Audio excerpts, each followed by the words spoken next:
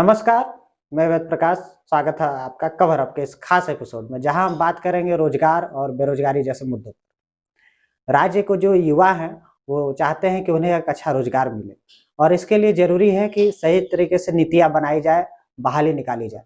लेकिन आप सोचिए कि आप जैसा देख सकते हैं कि अभी हाल फिलहाल में क्या हुआ। 2 महीने पहले की बात है, जब राज्य में हाई कोर्ट ने नियोजन नीति को कैंसिल कर दिया, और नियोजन नीति के कैंसिल करते ही रोजगार का मुद्दा एक बार फिर से उभर उठा। राज्य के जो छात्र थे वो अलग अलग हिस्सों से राजधानी रांची पहुंचे। उन्होंने विधानसभा का घेराव किया और सरकार से मांग की कि जितनी जल्दी हो सके एक सही तरीके से नियोजन नीति बनाया जाए और रोजगार फिर से उन्हें दिया जाए। अब सोचिए कि जब तक नियोजन नीति अगर नहीं बनेगा तो कैसे रोजगार मिलेगा। अभी यह मुद्दा चल ही रहा था कि कुछ दिन पहले की ही बात है, जब 1932 खतियान का जो विधेयक सरकार ने विधानसभा से पारित करके राज्यपाल के पास भेजा था, उसे राज्यपाल ने कहा कि इसमें बहुत सारी त्रुटियां हैं संविधान के हिसाब से, तो ये है ही नहीं। और यही कारण है कि उन्होंने उसे वापस सरकार को लौटा दिया। अब सोचिए कि 22 साल हो गए राज्य को, और फिर भी राज्य का निवासी अपने आप को कैसे बताए कि वो झारखंड का स्थानीय नागरिक है। आखिरकार नियोजन नीति तो रही नहीं, स्थानीय नीति भी नहीं रही, तो बड़ा ही मुश्किल है लोगों को बताना कि वो इस राज्य के निवासी हैं। इसी मुद्दे पे देखिए कि अभी हाल फिलहाल में कुछ ही दिन पहले की बात है, जब हजारीबाग, कुछ दिन आप मौज कह सकते हैं कि 2-3 दिन पहले की बात है, जब हजारीबाग में छात्र संगठन और उसके नेता जुटे। छात्रों का एक समूह, बड़ा समूह वहां जुटा। वहां आपने देखा कि कैसे जयराम महतो, जो कि 1932 खतियान की बात करते हैं, वो भी छात्रों के समर्थन में उतरे।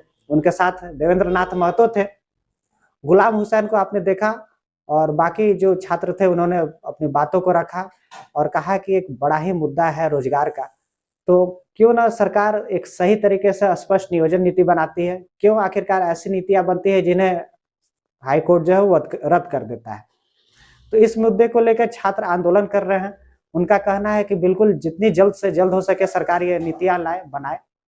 आपको हम दिखाते हैं कि हजारीबाग में कैसे आखिरकार सभी जुटे और किस तरह से उन्होंने छात्रों के मुद्दों को रखा। और राजा साहब सुरा सुंदरी में मस्त है।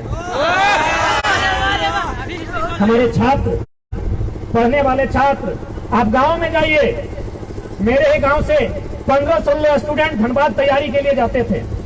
जब से वैकेंसियां रद्द हुई है उनकी संख्या, हम लोग पूछे कि क्या कारण है, तो बोला था कैसे हिम्मत करें। जीवन का 5 साल, 6 साल, 7 साल जाता है, अरे समय जाता है तो अलग विषय है, बाप की आधी पूंजी चली जाती है, माँ की आंखों की रोशनी चली जाती है, सपना टूट जाता है। तो क्या करें? आखिर पढ़ना भी तो इसीलिए चाहते हैं कि एक नौकरी करें, और नौकरी भी तो इसीलिए करना चाहते हैं कि छोटी सी कमाई हो जाए। 2 फरवरी की ही बात है, जब जेएसएससी कार्यालय जो नामकुम में है वहां छात्र पहुंच गए। मुद्दा क्या था? मुद्दा था 2016 में एक वैकेंसी निकली थी हाई स्कूल शिक्षकों की, जो 17,500 पदों के लिए वैकेंसी निकला हुआ था। उन पदों पर देखिए बहाली तो हुई, लेकिन करीब 8,000 लोगों की ही बहाली हो पाई। बाकी जो पद बच गए उनके लिए अभी भी बहाली रुकी हुई है। जो कुछ विषय थे उनके लिए सर्टिफिकेट तो जांच कर लिए गए अभ्यर्थियों के, लेकिन उन्हें अभी तक नियुक्ति नहीं दी गई।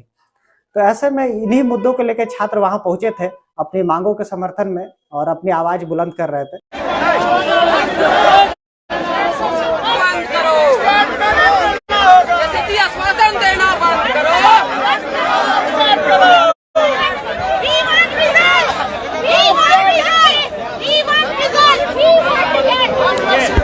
जैसा कि आपने देखा कि राज्य में छात्र एक बड़ी संख्या में है जो कि रोजगार के लिए सरकार पर दबाव बना रहे हैं। अब एक तरफ हेमंत सोरेन जो है जोहार यात्रा निकाल रहे हैं, उनकी पार्टी कह रही है कि 1932 खतियान तो हम लोग लागू करके ही रहेंगे।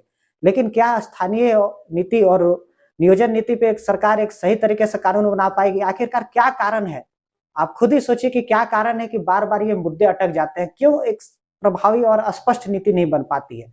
अब ऐसे में देखना होगा कि आने वाले समय में सरकार किस तरह से नियोजन नीति और स्थानीय नीति बनाती है, ताकि ये सही तरीके से लागू हो पाए और लोगों को रोजगार मिल पाए। धन्यवाद। खबरों से अपडेट रहने के लिए कवर अप को करें लाइक, शेयर और सब्सक्राइब।